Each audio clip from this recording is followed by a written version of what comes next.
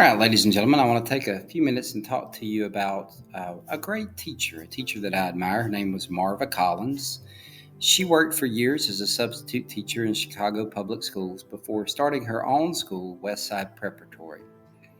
And one of the things that she really liked to say, and it's one of my favorite quotes by her, she would say, "If you can't make a mistake, you can't make anything." And I took this quote from her book, Marva Collins' Way, though she said it many, many times. As I go through this series on great teachers, I want to emphasize what made those teachers great. And one of the things that Marva Collins really valued that made her a great teacher was literacy. And when I say literacy, I mean more than reading, though reading is certainly where it starts. I mean reading, writing, and speaking. And I call those writing and speaking the active literacies. This quote from Marva Collins emphasizes that she valued literacy. She said, "In my view, the main thing is to get children reading." Now, to show that she knew that literacy was more than reading, I want to look at this next quote. She wrote, "You will read hard books in here and understand what you read. You will write every day so that writing becomes second nature to you. You will memorize a poem every week so that you can train your minds to remember things.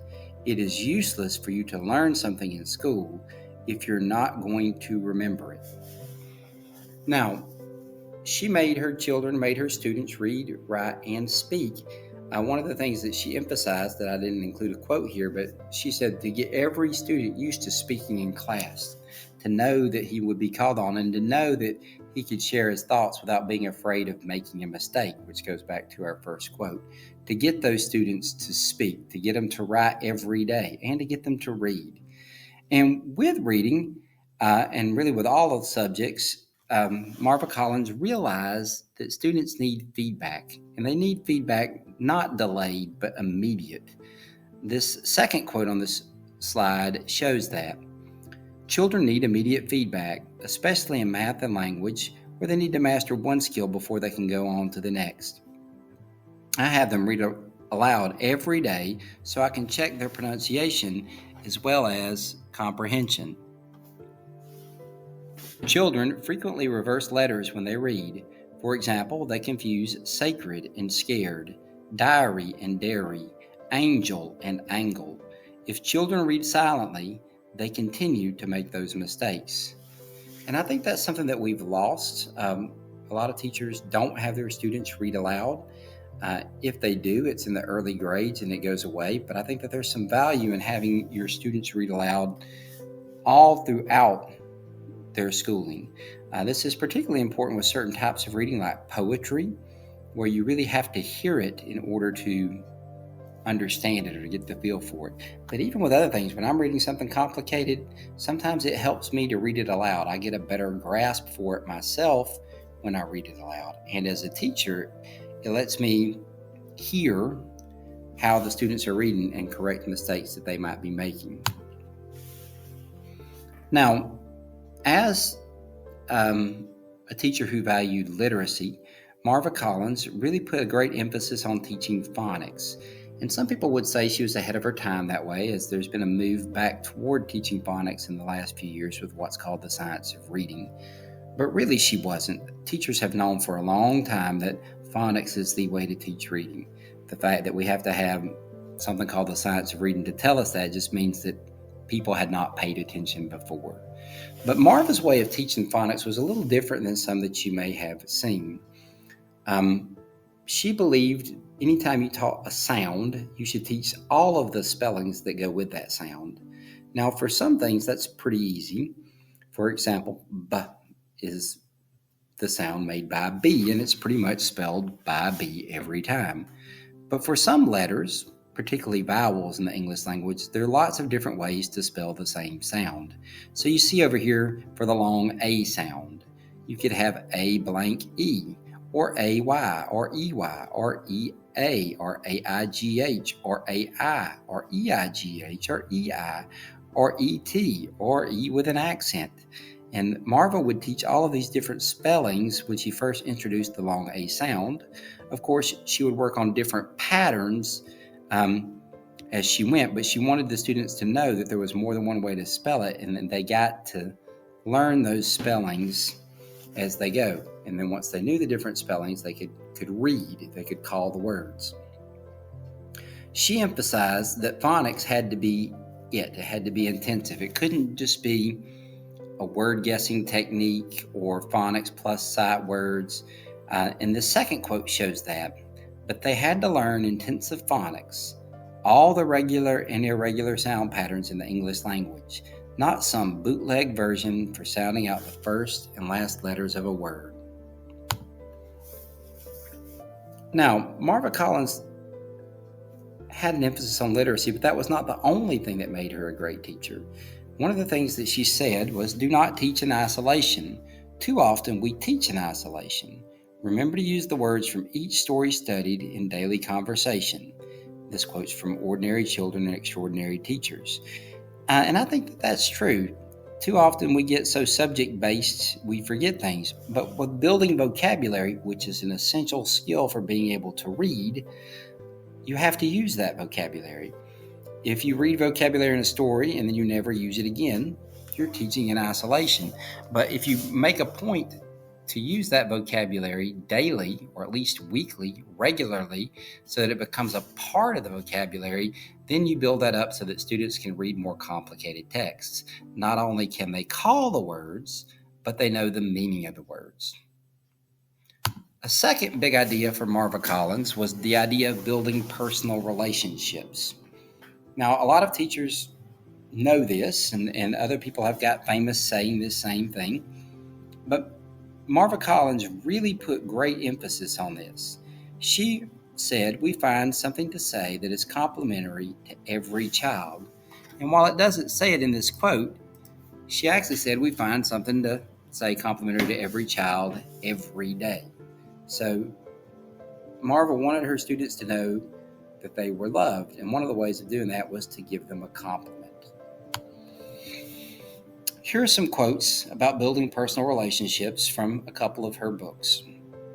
I felt it was as important to deal with attitudes as with any of the academic subjects. In fact, it is probably more important. Become their teacher some of the time, become their friend all of the time.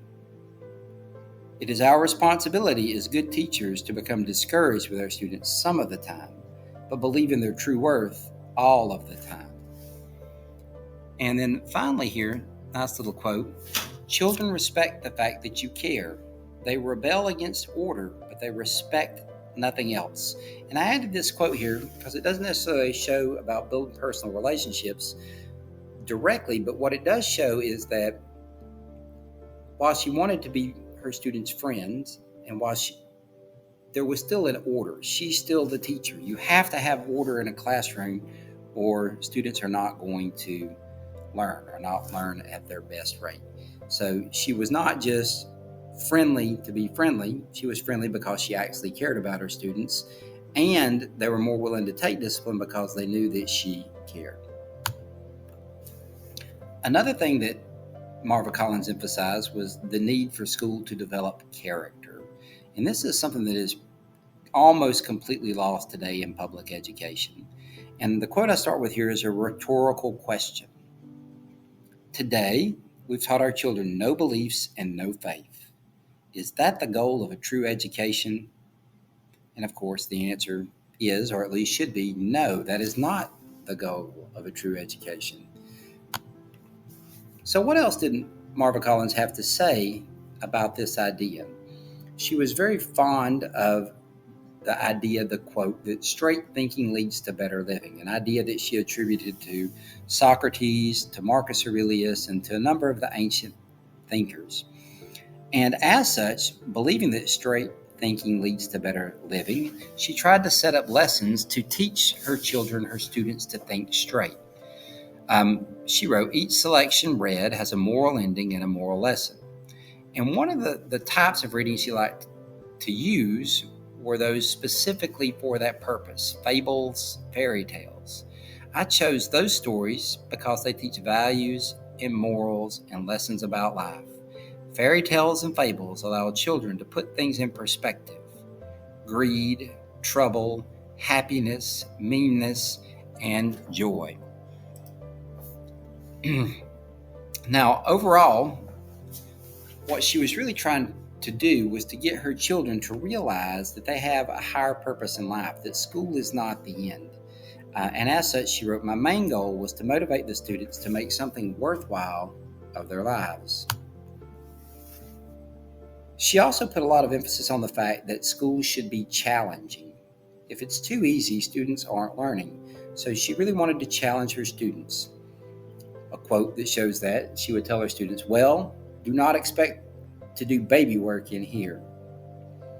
Now, she noted that not everyone really believed in challenging students. In fact, in her time, and even more since, school books have been dumbed down. They're not as challenging as they used to be. This quote shows that. Many educators and textbook publishers seem to think that children should not be reading Shakespeare, or for that matter, any other great works of literature. But she disagreed. She said the great books were their greatest teacher.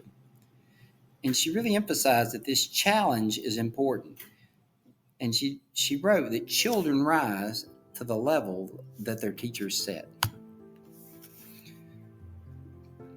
Another thing that she emphasized was her own willingness to learn, and that of the students. She was fond of saying that we never arrive in the land of the done. And in recounting her early days in teaching, she showed her willingness to learn.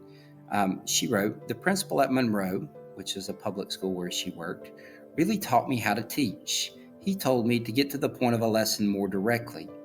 He trained me to watch the students' faces to see by their eyes if they understood.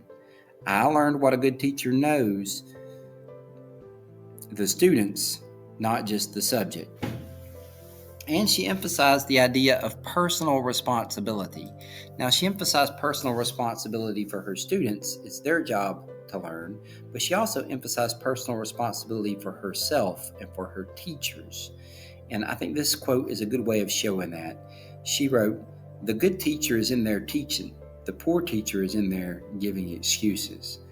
And in the end, it's the teacher's job to get the students to learn, to draw that out of the students. Now, it's the students' job too, but she said that she would never give up on her students, that she had to care more about them sometimes than they cared about themselves. So I think that Marva Collins is a great teacher, and she gives us lots of things to imitate. And if you're interested in learning more, because this short synopsis will not do her justice, two books that she wrote that I recommend: Marva Collins' Way and Ordinary Children, Extraordinary Teachers. I hope you've enjoyed this presentation, and look for other videos about teachers that I admire and about the things that make them great teachers.